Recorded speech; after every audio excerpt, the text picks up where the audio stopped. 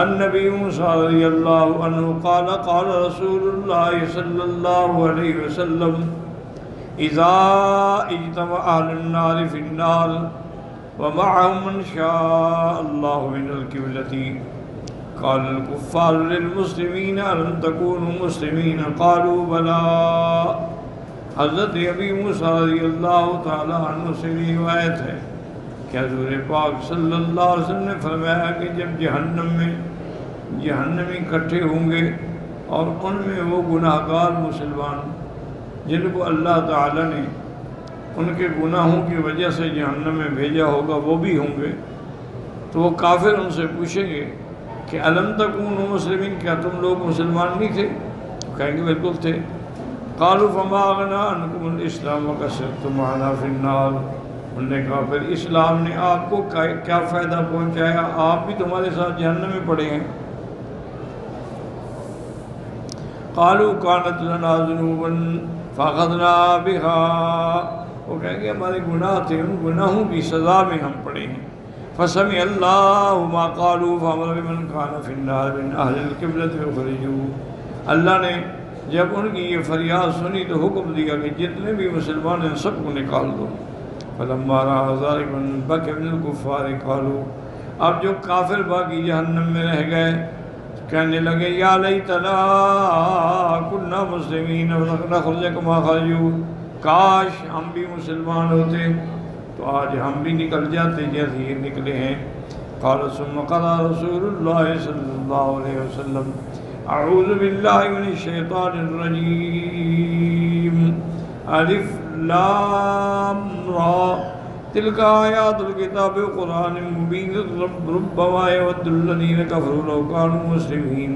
پھر حضور پاک نے یہ آیت مبارک بھی تلاوت فرمائی اس بات کی دلیل میں کہ کافر بھی تمنا کریں گے کہ کاش ہم مسلمان ہوتے۔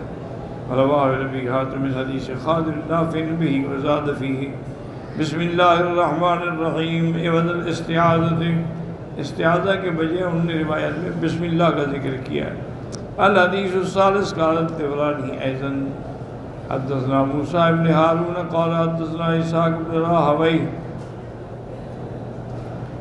قال قلت لأبي أسامة حدثكم أبو روح عطية بن الحارث حدثني صالح بن أبي شريف قال سألت أبا سعيد الخدري رضي الله تعالى عنه فقلت له هل سمعت رسول الله صلى الله عليه وسلم يقول في هذه الآية ربما يود الذين كفروا لو كانوا مسلمين؟ قال نعم سمعته۔ انہوں نے کہا کہ تم نے سنا ان آیات کے بارے میں حضور پاک نے کیا فرمایا؟ انہوں نے کہا میں نے سنا ہے۔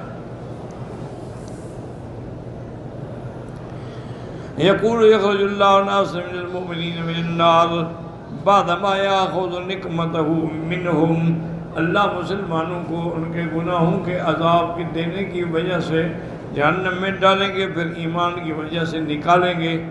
وقال ما اظلم اللہ النار مع المشرکین، لیکن جب وہ جہنم میں مشرکین کے ساتھ تھے تو قال لهم المشرکون، اب مشرکون نے کہا کہ تزعمون انکم اولیاء اللہ فی الدنیا، تم تو گمان کرتے تھے ہم مسلمان ہیں، ہم اللہ کے دوست ہیں، تو جہنم میں ہمارے ساتھ کیوں پڑے ہو؟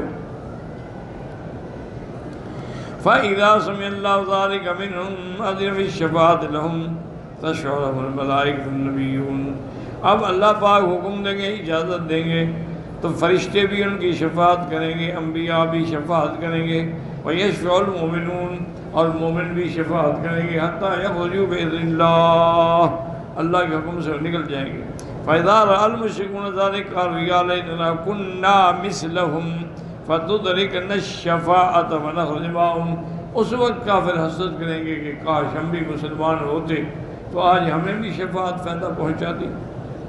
قَالَ فَذَلِكَ قَوْلُ اللَّهِ تَعَالَى رُبَمَا يَوَدُّ الَّذِينَ كَفَرُوا لَوْ كَانُوا مُسْلِمِينَ فَيَسَمُّونَ فِي الْجَنَّةِ الْجَهَنَّمِيِّينَ مِنْ أَجْلِ سَوَادٍ فِي وُجُوهِهِمْ، کہ ان کے چہروں پر چونکہ سیاہی کا اثر ہوگا جہنم کا، تو اس لیے ان کو جہنمیین کہا جائے گا۔ تو وہ عرض کریں گے یا اللہ اذهب عنا هذا الاسم، یہ ہمارے ساتھ نام جو لگا ہوا ہے جہنمی، اب آپ نے بھی بچا دیا ہے تو یہ نام بھی ختم فرمائے۔ فَيَأْمُرُهُمْ فَيَغْتَسِلُونَ فِي نَهْرٍ فِي الْجَنَّةِ فَيَذْهَبُ ذَلِكَ اسْمَانْهُمْ، اللہ حکم دیں گے کہ جنت کی اس نہر میں جا کے تو پہلے غسل کرو. جب وہ غسل کریں گے تو ان کے چہرے جیسے چاند چمکتا ہے ایسے روشن ہو جائیں گے. کیونکہ اللہ والے جو ہیں ان کے چہرے دنیا میں بھی، موت کے وقت بھی، آخرت میں بھی، قبر میں بھی اللہ ان کو خاص شان عطا فرماتے ہیں.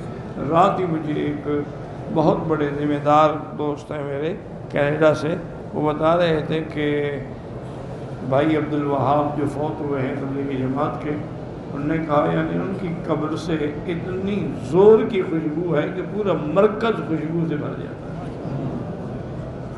حتیٰ کہ لوگوں نے مٹی اٹھانی شروع کر دی تو انہوں نے مجبور ہو کے جنگلہ لگا دیا ہے کہ لوگ مٹی نہ لے جائیں. تو اللہ انجام دکھا دیتے ہیں کہ یہ اہل حق ہے. اب اس کے بعد بھی بندہ سوچتا رہے تو اس کا علاج تو کسی کے پاس.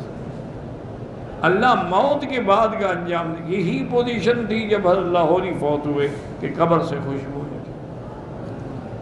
یہی بات تھی کہ جس دن مولانا محمد موسیٰ روحانی بازی فوت ہوئے ان کی قبر سے بھی خوشبو.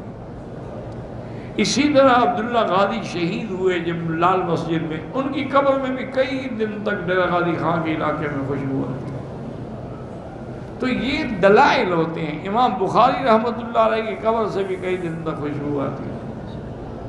تو یہ اشارہ ہوتا ہے کہ حق والے کا ہو، کیونکہ انجام تو خاتمے پر ہے نا جی. ویسے تو سب کہتے ہیں ہم حق پر ہیں، نتیجہ تو یہ دیکھنا پڑتا ہے کہ خاتمے کے بعد کیا حال.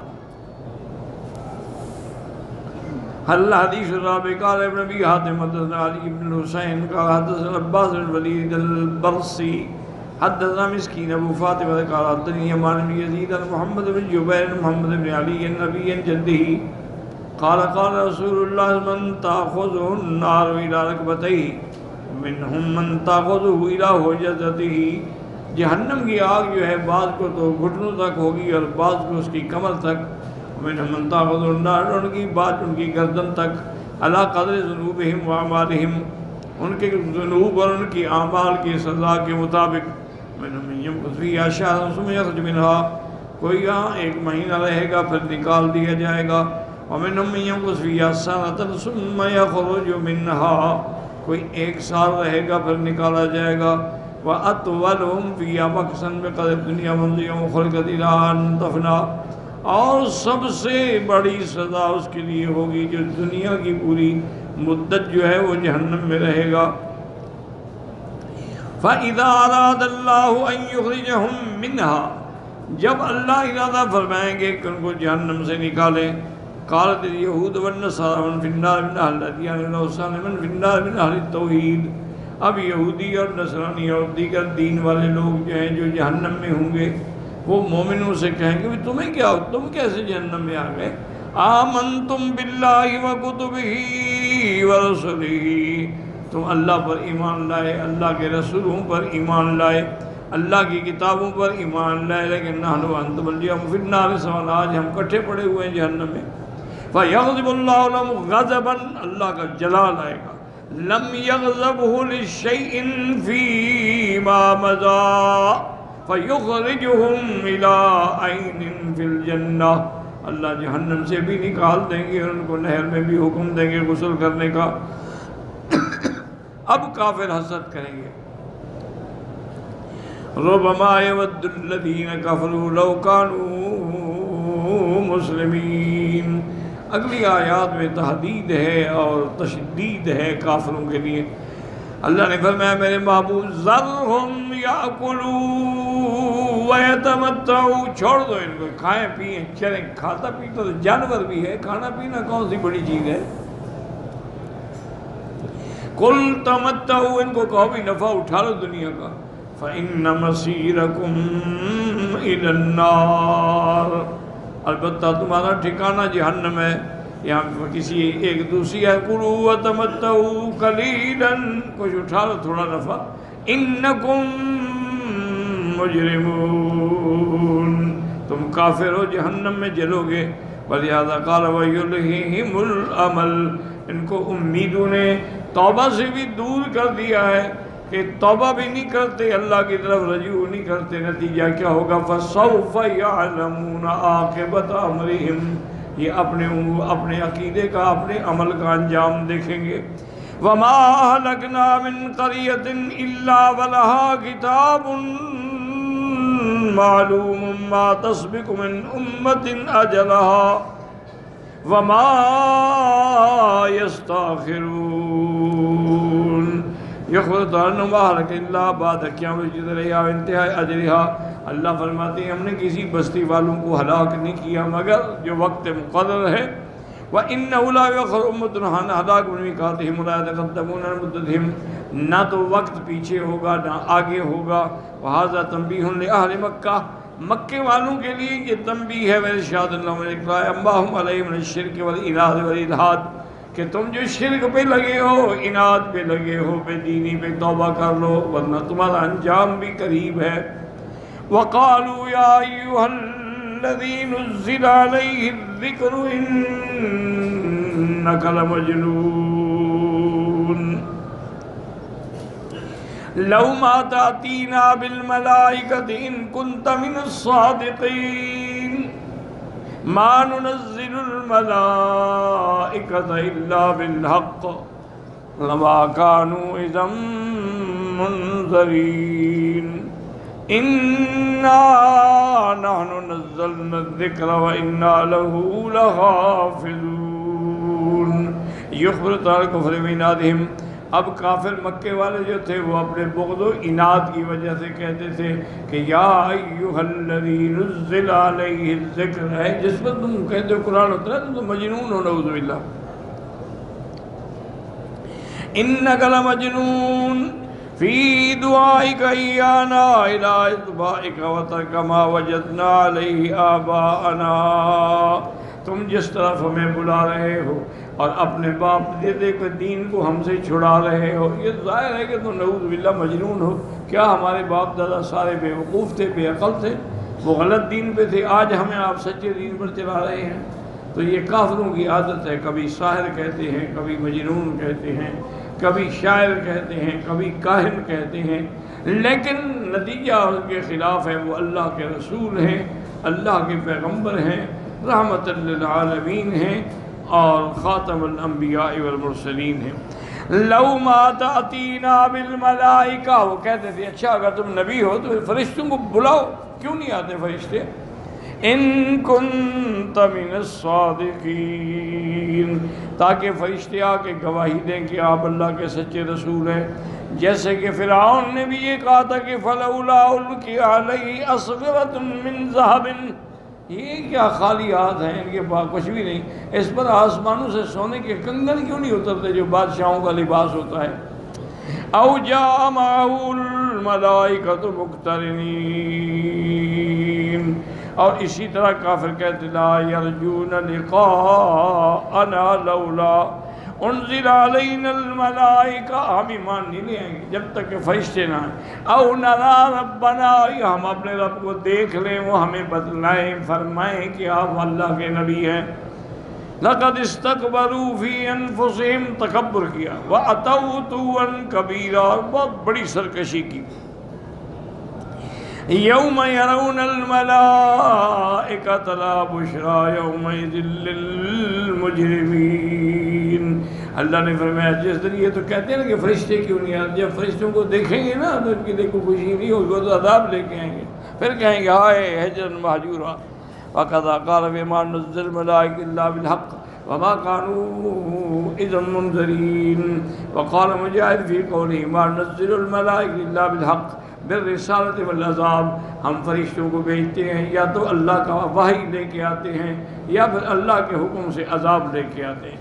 ثم قرر تعالیٰ انہ الذی انزل ذکرہ القرآن، جس پہ ذکر سے مراد قرآن ہے، وهو الحافظ له من التغیر والتبدیل، اور قرآن بھی ہر قسم کے تغیر سے تبدیلی سے محفوظ ہے۔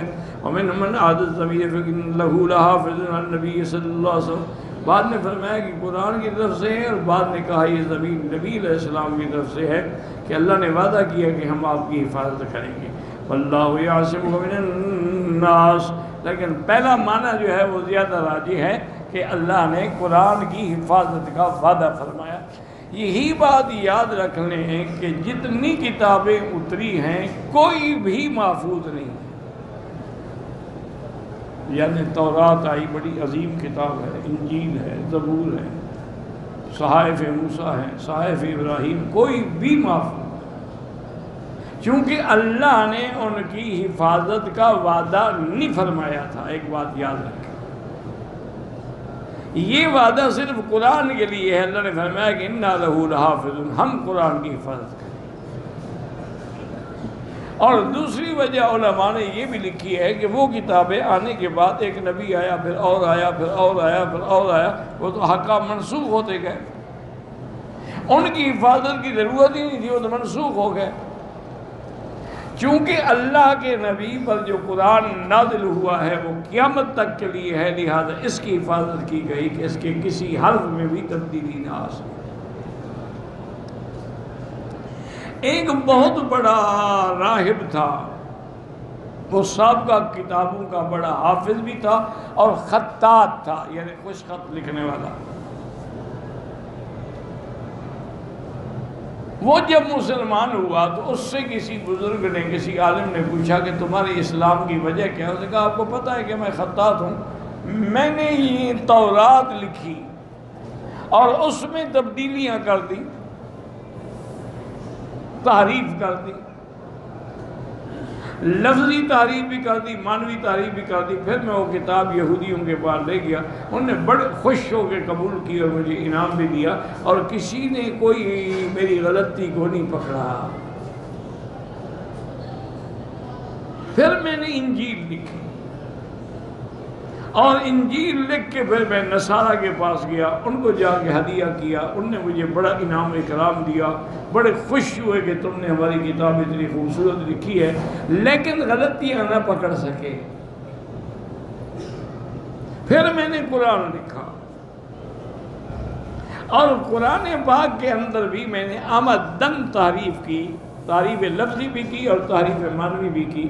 جب میں مسلمانوں کے علماء کے پاس لے گیا تو انہوں نے کہا بھی پڑھ کے سناؤ میں.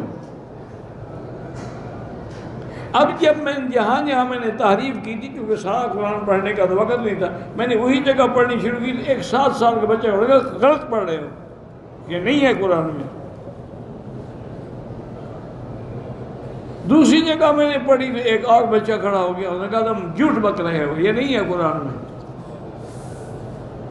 تو جب میں نے یہ دیکھا مجھے یقین ہو گیا کہ یہ سچی کتاب ہے اور اس کی حفاظت کا وعدہ اللہ نے کیا ہے، اس میں کوئی تغیر، کوئی تبدیلی نہیں کر سکتا. تو یہ وجہ بنی میرے اسلام لانے کی کہ اللہ نے اس قرآن کو ایسے محفوظ رکھا ہے کہ اب آپ دیکھ لیں کہ 1400 سال گزر گئے ہیں، کوئی اس کی حرف تو بڑی بات ہے، زیر زبر میں بھی فرق نہیں ہے. اور 1400 سال گزر گئے ہیں، کوئی مثال نہیں ملتی ہے ہمیں کہ کوئی آج بھی یہودی کے پاس کتنی طاقت ہے، دولت ہے، پیسہ ہے، ٹیکنالوجی ہے، لیکن ایک بھی ان کے پاس حافظ تورات نہیں ہے کہ وہ کھڑا کہیں یہ دیکھیں نہیں ہمارا حافظ ہے، یہ بھی تورات سناتا ہے تراویح کے اندر. اسی طرح نصارہ کا بھی اس وقت دور ہے، ان کے پاس بھی جدید علوم ہیں، جدید ٹیکنالوجی ہے، پوری دنیا کی بڑی بڑی یونیورسٹیاں ہیں، لیکن آج تک وہ ایک حافظ بھی انجیل کا پیش نہیں کر سکتے. یہ اعجاز صرف اللہ کے قرآن کا ہے کہ بستی میں جاہل بالکل جن کو الف بھی نہیں آتی، جو عربی کا لفظ بھی نہیں جانتے، ان کے بھی 5-5 سال 6-6 سال کے بچے حافظ ہیں. لڑکیاں حافظ ہیں، لڑکے حافظ ہیں. اچھا، بعض بوڑھوں نے بڑھاپے میں قرآن یاد کیا. خود میرے ماموں تھے مولانا شمس الدین صاحب، بہت بڑے عالم تھے، اللہ ان کی قبر پہ کروڑوں رحمتیں فرمائے. وہ حافظ نہیں تھے، تو رمضان المبارک میں کسی شاگرد کو فرماتے تھے کہ بھی میری مسجد میں تم نے تراویح پڑھانی ہے. تو جس نے وعدہ کیا تھا این 2 راتیں پہلے اس کا پیغام آ گیا کہ حضرت میں اپنے گھریلو حالات میں پھنس گیا ہوں، مجبور ہو گیا ہوں، میں تراویح کے لیے حاضر نہیں ہو سکوں گا، کسی اور کا انتظام کریں. ورنہ فرماتے ہیں میں بڑا حیران ہوا کہ اب پرسوں تو رمضان ہے، 2 دن میں اس حافظ کہاں سے ڈھونڈوں؟ اور پھر الحمدللہ مسجد آباد ہوتی ہے، نمازی ہوتے ہیں، تو پھر میں نے سوچا کہ چلو یہی ہے کہ جو صورتیں ہمیں یاد ہیں وہی پڑھ کے تراویح پڑھایا کریں گے۔ اگر تراویح تو نہیں چھوڑنی نا، وہ تو سنت موقتہ ہے۔ فرماتے پھر مجھے خیال آیا کہ ہے بڑے شرم کی بات کہ آدمی صورتیں سناتا رہے، تو میں نے یہ ارادہ بھی کیا، اللہ سے دعا بھی کی اور پہلا پارہ یاد کیا، دن کو یاد کرتا تھا، رات کو تراویح میں سنا دیتا۔ 30 دن میں رمضان بھی ختم، میرے 30 پارے بھی ختم۔ اب بڑھاپے میں، یہ نہیں کوئی جوانی تھی اس وقت، تو اس وقت بھی الحمدللہ اللہ نے ان کو توفیق دی جو قرآن یاد کر۔ ابھی اگلے دن کا جو مسابقہ ہوا میں دیکھ رہا تھا، ایک چھوٹا سا بچہ، میرے خیال میں زیادہ سے زیادہ 6 سال عمر ہوگی، حافظ قرآن بھی ہے اور سب سے زیادہ نمبر بھی اس نے لیے۔ تو یہ اللہ کے قرآن کا اعجاز ہے، اور اسی لیے سارے علماء نے یہ لکھا ہے کہ ہر نبی کا معجزہ وقت میں آیا، ختم ہو گیا۔ میرے مدنی کی نہ نبوت ختم نہ معجزہ ختم، آپ کی نبوت بھی قیامت تک، قرآن بھی قیامت۔ تو اس لیے اللہ نے فرمایا میرے محبوب ان کی باتوں کو چھوڑیں، کھانے پینے دیں ان کو، جب ہم ان کو پکڑیں گے نا پھر ان کو پتہ لگے گا۔ باقی یہ آپ پر اعتراض کرتے ہیں تو قرآن کے ہم حافظ ہیں، قرآن محفوظ رکھے گا، اور کوئی قرآن میں تغییر و تبدیل نہیں کر سکتا۔